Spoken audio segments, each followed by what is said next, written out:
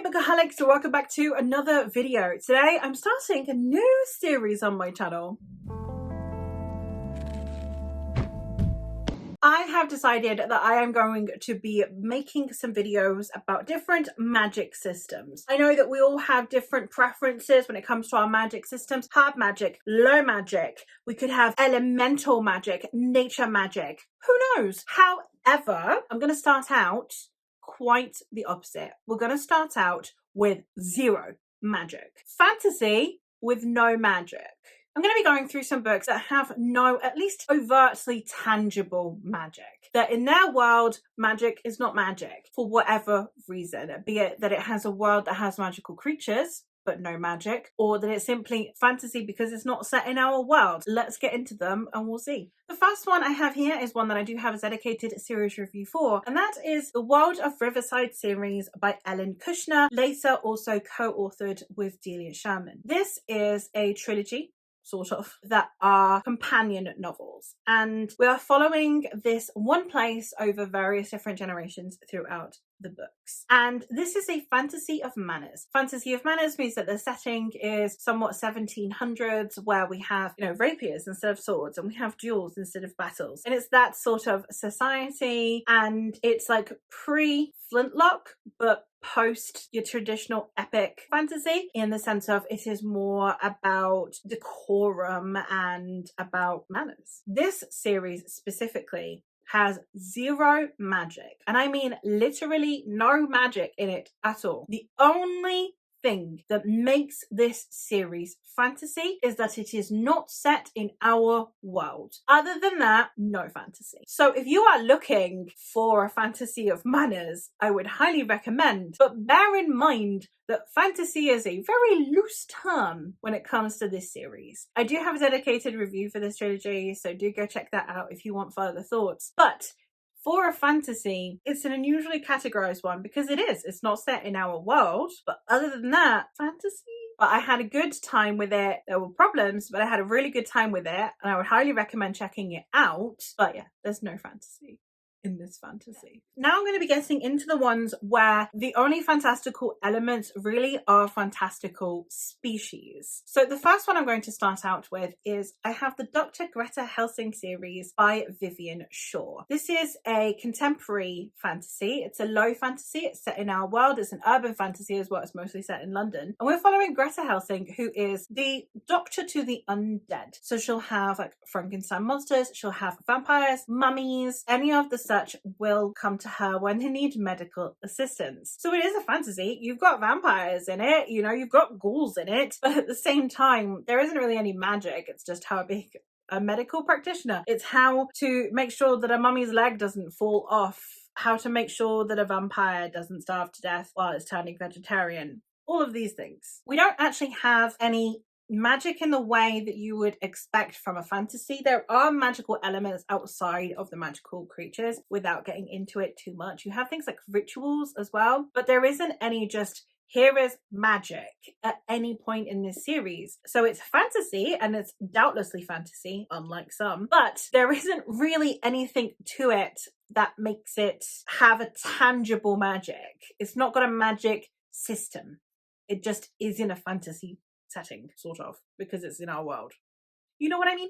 Another one that has magical creatures but no actual tangible magic until it does is the Heartone series by L. Catherine White. This is one that, for the majority of the book, it has no real magic system. You have dragons, because this is a Pride and Prejudice retelling, but with dragons. The upper classes are the ones that ride dragons. And then we have a young woman who is very into healing. She heals the fair folk almost that live amongst the foliage and in the fields. She has gnomes and sprites that she cares for and interacts with. And it's a very cute setting, but the villains of this series are actually the griffins. Griffins are taking people and they harm people. So you have dragon riders that will come and fight off the griffins to protect the people. So you have a lot of fantastical elements, and it's in a high fantasy world, but there isn't, again, tangible, manipulable magic. You do also have the summoning of things. You have many different creatures as well. You have selkies, gorgons. You have lots of other types of creatures. So there are lots of fantastical elements because of all of the mythological and fantastical species that you encounter throughout the series. And again, you have like the summoning of an evil thing that I won't get into because spoilers. So you can summon things, and those things might potentially have magic, but there isn't like a magic system in the story per se. It is just that we have fantastical creatures.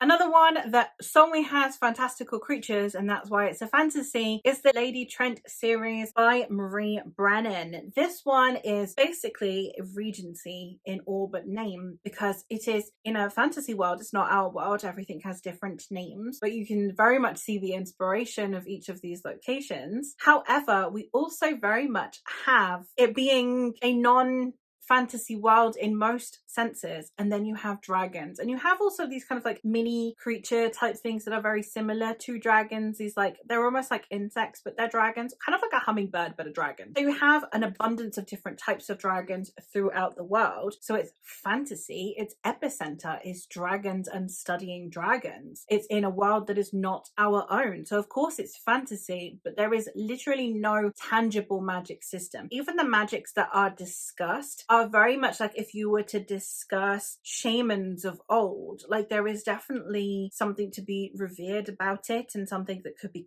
questioned about it. If you were to look at Native American shamans, if you were to look at African witch doctors, if you are to look at witches of old and their healing magic and their divination, there are things that you could believe in, but their magic is no different to the magic of our world. If you believe in the magics of our world, then the magics would apply here. But in a fantastical way of having tangible magic or having a magic system, it does not exist in this story. And I really like that, because it made everything about the dragons feel so grounded, because everything else seems to mimic our world so closely that it's, if there were dragons in our world, this is the closest it would be. And I loved that about this book.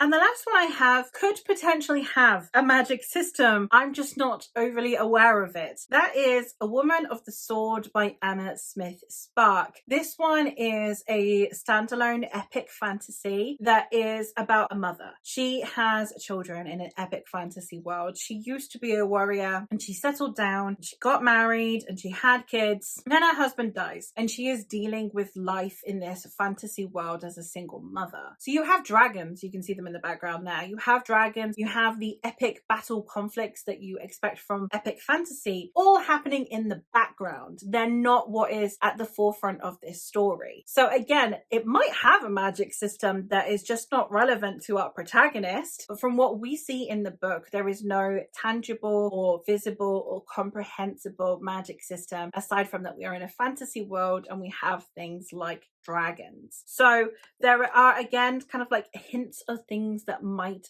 be perceived as magic as well, but again, done in such a subtle way that it's like, is this a magic system, or is this a almost science of their world? So the same way as if you knew that this combination of herbs is going to heal you and you consume them and it heals you, is that magic? It's that kind of thing. It's like, is this the reality of their world, or is it magic?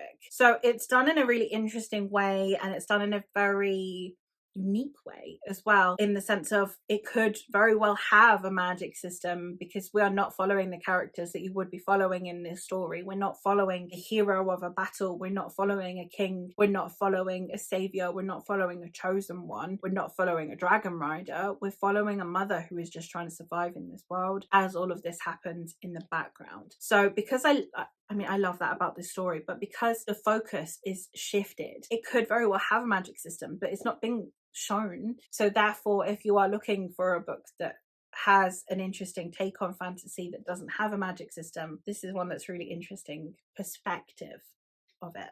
But there you have it. Those are some of my recommendations for series or books that are fantasy but do not have a magic system. Let me know in the comments down below if you can think of any others that you've really enjoyed. Let me know if you've read any of these and your thoughts on them, and what's your favorite type of magic system, and hopefully I'll be able to get to a video on it soon. But that is all for me for today, so thank you ever so much for watching, and I'll catch you in another one. Bye!